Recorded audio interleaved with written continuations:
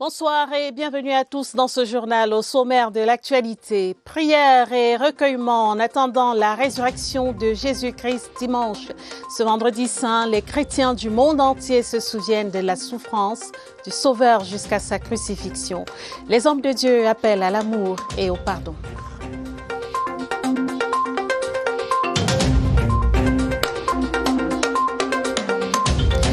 Ce 2 avril, les journées de sensibilisation à l'autisme. Ce trouble du développement touche une personne sur 100 dans le monde. Les signes d'alerte et les moyens de prise en charge, c'est à suivre dans ce journal. Et puis des permis de pêche et des certificats de navigation pour une trentaine de maîtres pêcheurs. Le ministre de l'Élevage et des Pêches présidait la cérémonie à Kribi avec à ses côtés l'ambassadeur de France au Cameroun. Voilà pour les titres.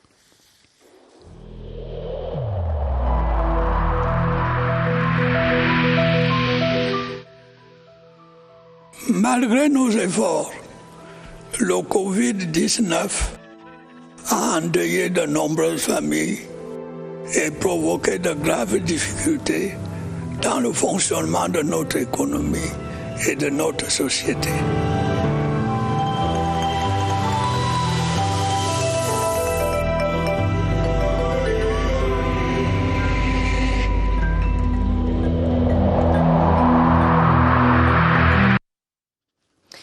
Vendredi saint, le jour le plus triste, le plus sombre de la chrétienté. Les chrétiens commémorent ce jour la crucifixion du Christ. Dans les églises, les fidèles ont magnifié la croix glorieuse, la croix de l'amour, signe du salut pour l'humanité. Pierre Binambarka.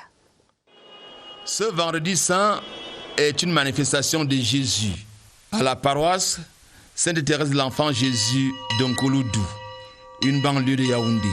Vraiment extraordinaire, incompréhensible même. En cette semaine sainte, le tabernacle brûle, mais Jésus reste vivant. Tout a brûlé, les ornements liturgiques. Et je constate donc que le coffret a tout brûlé. Dès que j'ouvre le coffret, je trouve le Saint-Sacrement intact. En ce temps de passion du Christ, cela revêt un enseignement. Non seulement Jésus est présent, mais il est vivant. Il est vivant dans nos vies. Il nous montre des signes de sa présence tous les jours. Que les gens croient que le Christ est plus fort que les flammes. Nous devons avoir le regard tourné vers la croix de Jésus qui nous a valu la vie et la vie éternelle. En raison de la pandémie du Covid-19, pas d'inculturation ce vendredi saint dans l'archidiocèse de Yaoundé. Pas de sani. L'adoration de la croix se fait à distance. L'église prie pour la paix au Cameroun et dans le monde. Pour le chef de l'État, son Excellence Paul Biya. Pour les pauvres et les déshérités. Prière et recueillement ce vendredi saint dans les églises protestantes ici à Yaoundé. Les fidèles chrétiens ont été invités à prôner le pardon et l'amour. Michel Renaud Wanja. Dans nombreuses obédiences protestantes, la commémoration de la crucifixion du Christ ce vendredi était ponctuée par des cultes. C'est le cas en la chapelle de la Presbyterian Church in Cameroun à Bastos, où le pardon est resté le maître mot dans l'adresse aux fidèles. En la paroisse EPC de Messa 2 à Yaoundé, la couleur noire de circonstance, arborée par nombreux chrétiens, laissait transparaître la peine éprouvée par les fidèles pour la circonstance. C'est un service de recueillement. Nous nous rappelons de ces paroles des Saintes Écritures qui nous disent le temps de la crucifixion et le temps de la mort et nous permettent de rentrer en nous-mêmes dans une retraite spirituelle. Du côté de l'Église évangélique du Cameroun, l'on célébrait plutôt la vie d'un Jésus mort pour sauver l'humanité. Le Seigneur meurt pour que l'humanité ait la vie. Et c'est à travers la mort du Christ que nous pouvons comprendre la qualité de la vie que chaque enfant de Dieu doit mener. En attendant la fête de la résurrection, les fidèles sont appelés davantage à méditer. Même message de bonté, d'amour et de pardon à la paroisse CBC des Touguébé ici à Yaoundé. Les chrétiens de la Convention baptiste du Cameroun étaient réunis ce jour pour commémorer la passion du Christ. Joël Igor Abanda. Ce vendredi saint, les églises baptistes du Cameroun commémorent la mort sur la croix de Jésus-Christ. Ici à Yaoundé, tout un programme à la paroisse Sibissi de Tourébé. La Passion du Christ à la Convention baptiste du Cameroun ce jour, c'est 3 cultes en matinée et en soirée pour marquer l'importance de ce vendredi. Vendredi saint est tellement signifiant parce que c'est le jour où notre Dieu a envoyé son Fils afin qu'il vive, afin qu'il meure, afin qu'il se ressuscite. C'est un vendredi où nous devons célébrer la bonté de Dieu, l'amour de Dieu et le pardon de Dieu aussi. Et puis l'accomplissement de la mission de Jésus-Christ sur terre. À la paroisse de Tourébé, les fidèles sont venus nombreux se remémorer la mort de Christ pour la rémission de leurs péchés. L'histoire ne s'achève pas aujourd'hui, vendredi, il y a dimanche. Le 3e jour, Jésus ressuscite des morts, il est vainqueur et il rend de nous plus que vainqueurs. Nous avons fait des sorties d'évangélisation aux alentours de notre église pour inviter les gens pour expérimenter l'amour de Dieu.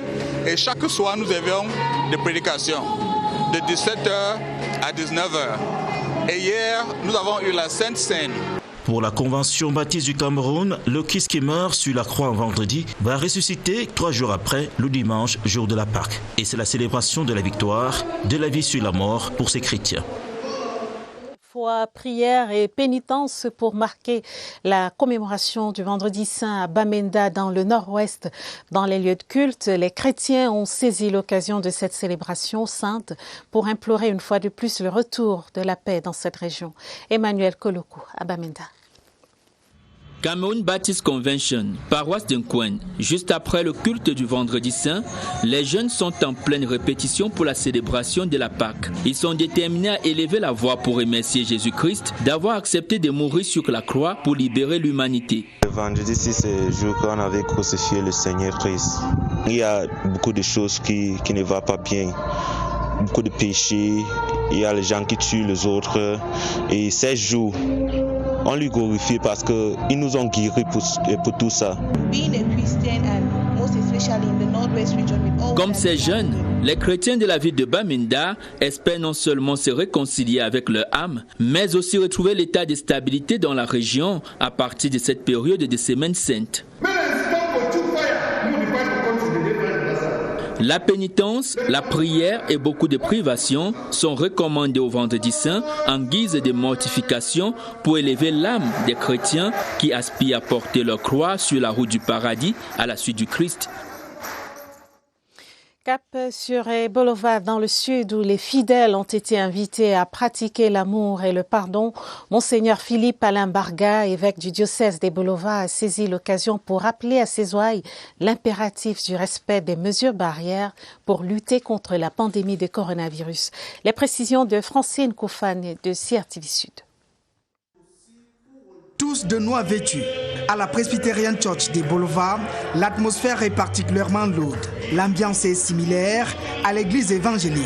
Partout ailleurs, les fidèles sont en plein dans les temps forts de la souffrance du Christ sur terre. Les chrétiens du monde entier, en ce jour, célèbrent l'un des événements majeurs de la foi chrétienne et de l'histoire du salut de l'humanité. Il s'agit de la mort de Jésus, qui constitue effectivement ce moment fastidieux pendant lequel Jésus-Christ accepte porter la langueur, la souffrance des hommes pour leur donner la vie. La période est donc idoine pour l'intensification des prières et des études bibliques, avec des messages relatifs à la passion de Jésus, des messages de réconfort résumés ici en 3 mots. Un message d'espérance, de persévérance et d'endurance.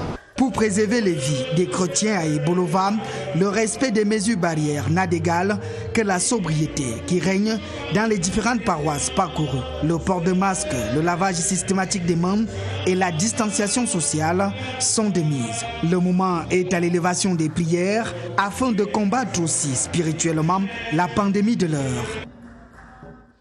Dans l'actualité également, la relance des activités du projet Lac Monoun. Celle-ci est effective dans le département du Noun, région de l'Ouest. Le coordonnateur de l'unité opérationnelle de gestion de ce projet vient d'être installé dans ses fonctions. C'était dans la localité de Koptamo. Oumar Farouk Mouncherou aura pour mission de sécuriser le site et d'assurer l'épanouissement socio-économique des populations riveraines. Reportage André Aristide et Combat, CRTV Ouest. Le docteur en pétrologie, biochimie et ressources naturelles, âgé de 44 ans, installé en présence de ses collaborateurs et du gratin administratif du Noun, sait ce qu'il a à faire. Je pense immédiatement boucler la conceptualisation structurale du projet, parce que c'est ce qui est attendu. Bien avant, la mission conduite par Gabriel François Litette, chargé des missions au Premier ministère, s'est rendue sur le site du lac Mounou.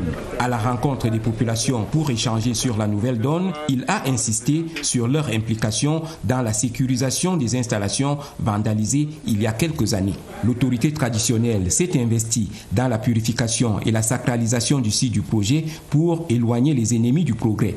Le lac Monoun, qui a connu une explosion de gaz carbonique en 1984, suivi de morts d'hommes, est en dégazage depuis 1987. Il est question à présent d'accompagner les riverains dans leur épanouissement socio-économique à travers des activités génératrices de revenus. La visite des locaux devant abriter le projet à Koptamo a été faite sous la conduite du préfet de l'ancien Oum.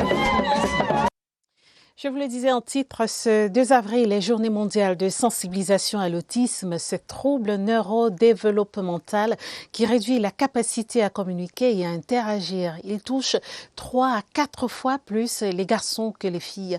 Une détection précoce et des thérapies comportementales peuvent réduire les symptômes et favoriser le développement. Mais comment les reconnaître, ces signes de l'autisme? Comment se déroule la prise en charge? Suivant ce reportage de Laetitia Onana.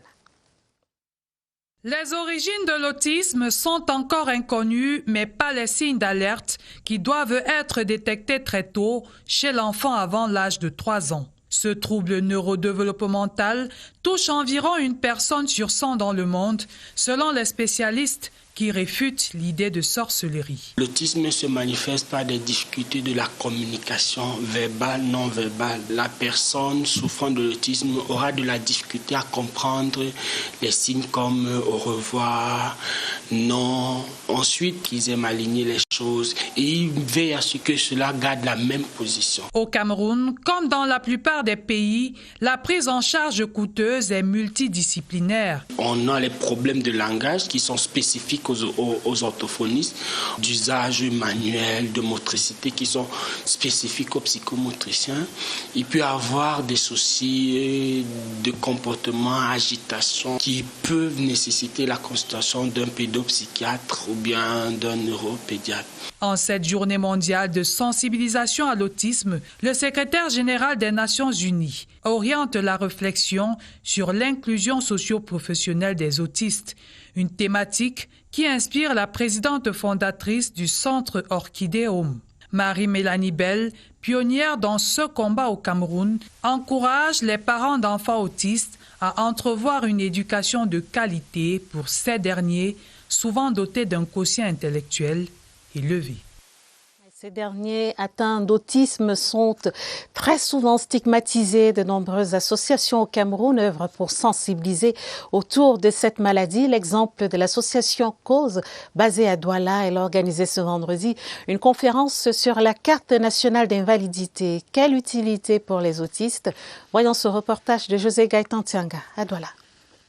Rose Tonfak, la mère du petit Yuan, atteint d'autisme, a longtemps souffert du regard de la société. Si la société n'existait pas, on n'aurait pas eu de problème parce que c'est le regard des autres en fait qui est vraiment difficile à gérer. Oui. Quand parfois l'enfant a ses crises, quand on arrive peut-être dans un supermarché où il panique, quand il voit tellement de monde ou à l'église où il crie et tout, et les autres regardent et puis tu es obligé d'expliquer ou bien de te justifier et tout ça, c'est ça qui est vraiment difficile. Les préjugés sur les troubles comportementaux de son fils l'ont fait adhérer à l'association Cause. Objectif de ce regroupement étant notamment le partage d'expériences. J'ai créé l'association Cause, Culture, Autisme et Sensibilisation dans le but de sensibiliser un maximum de personnes, dans le but de mettre au courant l'opinion publique sur les réalités de l'autisme au quotidien, ce que les familles vivent et les problèmes qui sont les nôtres. La carte nationale d'invalidité, quelle utilité pour les autistes? C'est le thème choisi par les organisateurs de cette conférence. Au niveau du gouvernemental, il y a des dispositions qui sont prises, il y a des lois, il y a tout ce dispositif mis en place pour communiquer et faire savoir aux handicapés qu'il y a des avantages, il y a des accès, il y a des faveurs, il y a ce que j'appelais, dont nous avons débattu, la carte nationale d'invalidité, qui vous donne droit à certains avantages. Un enfant sur 150 souffre d'autisme au Cameroun. Le premier combat remporté contre cette maladie est celui de la stigmatisation et des préjugés. À présent, ce communiqué du ministère de la Défense parvenu à notre rédaction, le ministre délégué à la présidence chargé de la Défense communique. Il est porté à la connaissance des jeunes Camerounais candidats au concours en vue du recrutement de 3000 élèves gendarmes et de 300 élèves sous-officiers de gendarmerie. Option service général et de 40 élèves sous-officiers de gendarmerie. Option santé militaire. Que la date du début des opérations initialement fixée au 5 avril 2021 dans les chefs-lieux des régions administratives est reportée au 19 avril 2021. Un communiqué signé du ministre délégué à la présidence chargé de la Défense, Joseph Betty-Assomo. Les responsables nouvellement nommés au sein de la Sûreté nationale dans la région du littoral sont en poste. Le commandant régional de la voie publique et de la circulation du littoral, les commissaires centraux numéro 1, numéro 2 et numéro 3 de la ville de Douala viennent d'être installés dans leurs nouvelles fonctions. La cérémonie à la place des fêtes de la vallée Besséké était présidée par le délégué régional à la Sûreté nationale du littoral, le commissaire divisionnaire Raymond Essogo. Les détails avec Edouard Penda à Douala. La place de la Besséké à Douala était le théâtre d'une cérémonie à la hauteur des hommes et femmes nouvellement installés dans leurs fonctions dans le corps des fonctionnaires de la Sûreté nationale dans la ville de Douala. Le commissaire divisionnaire Jean-Patrick Migna est le nouveau commandant du groupement régional de la voie publique et de la circulation du littoral. Le commissaire divisionnaire Serge François Anangué prend les commandes du commissariat central numéro 1 de la ville de Douala. Le commissaire divisionnaire Hélène Bessemdjok au central numéro 2. Le commissaire divisionnaire Ndo Aristide Martial au central numéro 3 et le commissaire divisionnaire Sakafoul Sou Etienne au central numéro 4. Douala est une ville essentiellement criminogène en raison de sa grande population et les instructions de la hiérarchie ont été claires. Nous avons donc un défi de sécurisation à relever.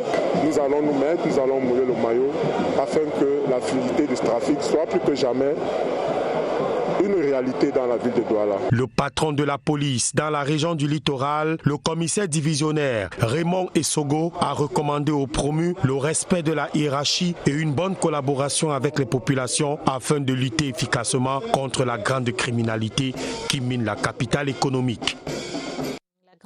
Criminalité, mais aussi la cybercriminalité. Le ministre des Postes et Télécommunications recommande à tous la sauvegarde des données numériques. Minette Libom-Liliquin donnait hier un point de presse pour sensibiliser les populations.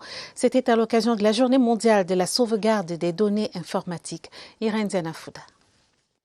Les données numériques représentent une mine d'or que le data center héberge en ce siècle du numérique en toute sécurité.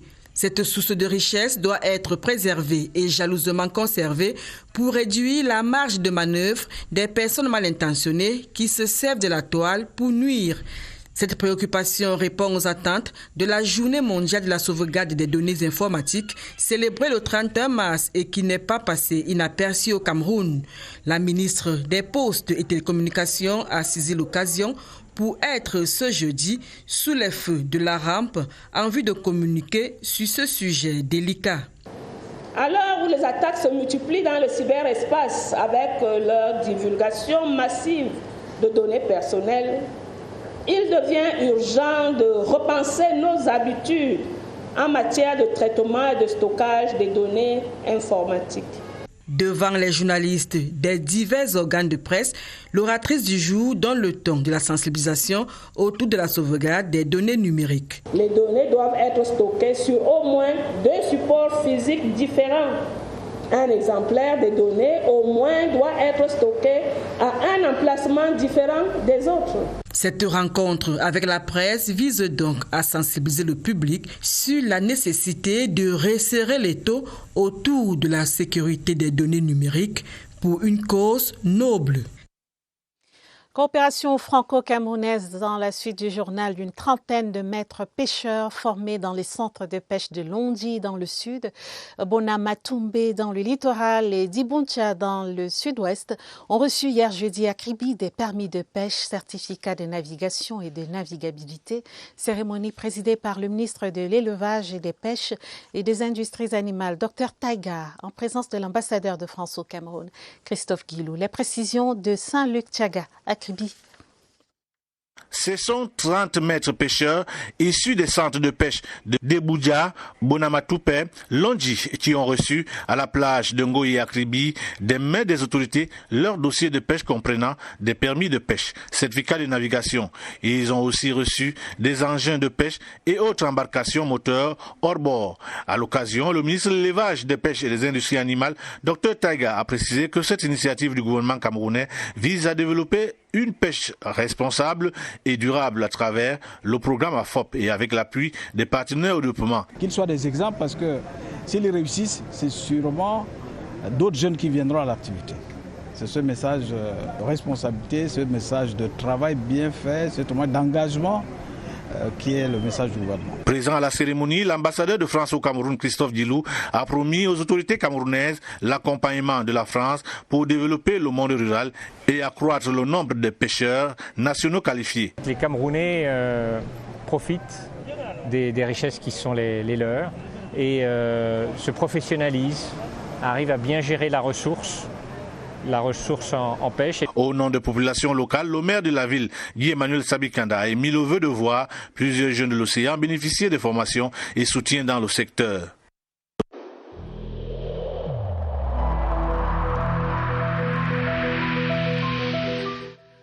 Je vous exhorte de nouveau à porter vos masques, à vous laver régulièrement les mains et à faire appel à un médecin ou à tout autre personnel de santé au cas où des symptômes apparaissent.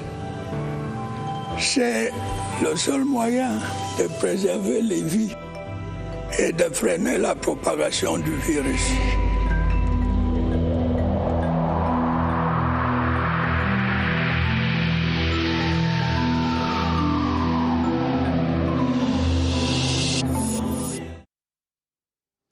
Lutte contre le coronavirus. À côté de ces mesures barrières dictées par le gouvernement, le vaccin est aussi un des moyens de faire face à la pandémie.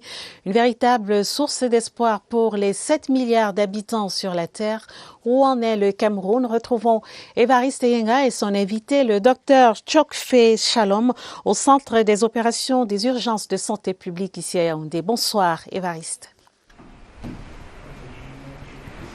Bonsoir. Le vaccin au Cameroun contre le coronavirus Covid-19, on y va pas. Une petite hésitation des autorités sanitaires pour plus de prudence, pour voir clair sur le meilleur des vaccins qui conviennent aux Camerounais. Où en est-on en ce moment? Question ce soir au docteur Chokfe Shalom. Docteur, bonsoir. Bonsoir. Vous êtes le secrétaire permanent du programme élargi de vaccination, le vaccin contre le Covid-19 au Cameroun. A-t-on abandonné la piste? Non, pas du tout. On n'a pas abandonné la piste de la vaccination. Au contraire, la solution vaccinale devient de plus en plus pertinente. Il y avait une suspension de la livraison du vaccin AstraZeneca pour le Cameroun en raison du signalement de certains effets indésirables dans les pays européens.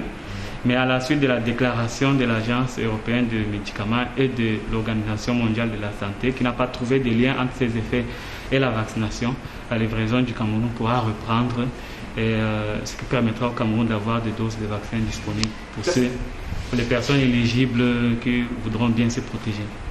Et qu'est-ce qui sera revu? Qu'est-ce qui pourra changer?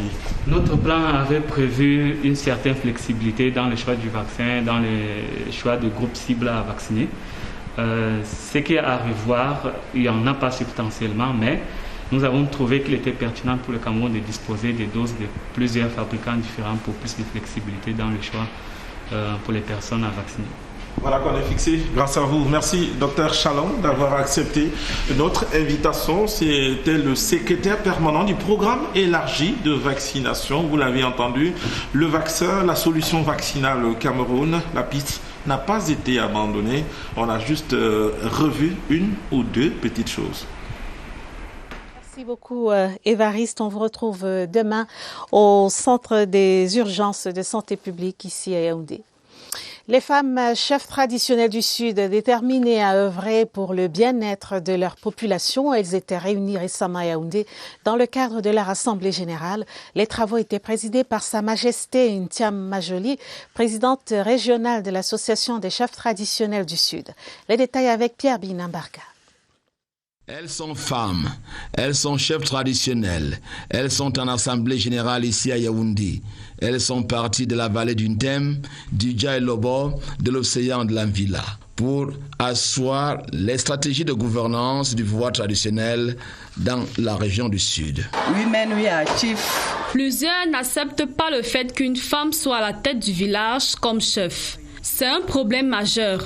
Chacune vient avec ses difficultés et nous en cherchons des solutions. Nous travaillons main dans la main pour cet objectif. Come with her problems and expose. Your sister can help you to find solution of your problem. Et ce n'est pas du dos de la cuillère que ces dames prennent leurs responsabilités. Elles traitent tous les sujets et sans complexe pour montrer de quoi elles sont capables, qu'elles tiennent le gouvernail et le pouvoir de manière ferme et qu'elles méritent la confiance de toutes et de tous. La décentralisation est là. Il faut qu'elle soit implémentée dans leurs chefferies respectives pour le bien-être de leur population. À présent, les rendez-vous sportifs du week-end en football. La 5e journée du championnat national se dispute demain samedi. À suivre dans le groupe A à 16h au stade Omnisport de Yaoundé, le derby AS Fortuna Dragon de Yaoundé. Et puis dans le groupe B, le choc New Star Tonnerre à 14h au stade de Japoma, c'est à Douala. Et puis en tennis, le tournoi des légendes entamé le 29 mars dernier s'achève ce week-end au Tennis Club de Yaoundé. L'affiche sportive du week-end est déroulée par Willy Abena Isomba. Jeux, 7 et matchs en hommage aux légendes du tennis camerounais. Ce samedi 3 avril 2021, le Tennis Club de Yaoundé célèbre les icônes de la discipline. Pour la clôture du tournoi entamé le 29 mars dernier, le TCY met en vitrine les grandes finales dames et messieurs, l'inauguration du mur des légendes du tennis camerounais ainsi que la remise des prix et du trophée Coco Alfred au vainqueur. En sport de combat ce week-end, la fédération camerounaise de Nambudo rend hommage au fondateur de la discipline, Mek Doshisoke Yoshinao Nambu, décédé l'année dernière.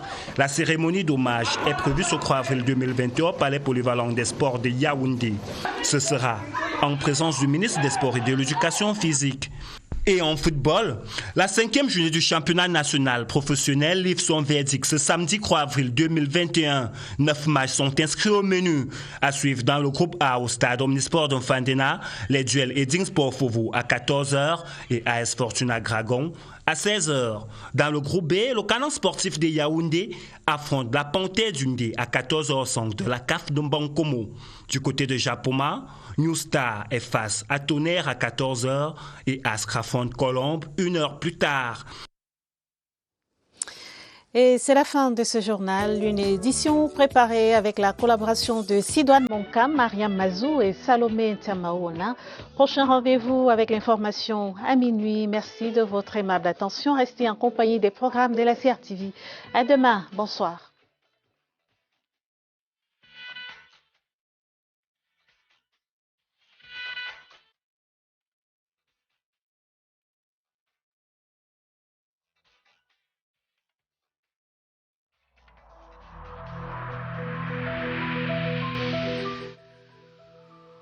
Malgré nos efforts, le Covid-19 a endeuillé de nombreuses familles et provoqué de graves difficultés dans le fonctionnement de notre économie et de notre société.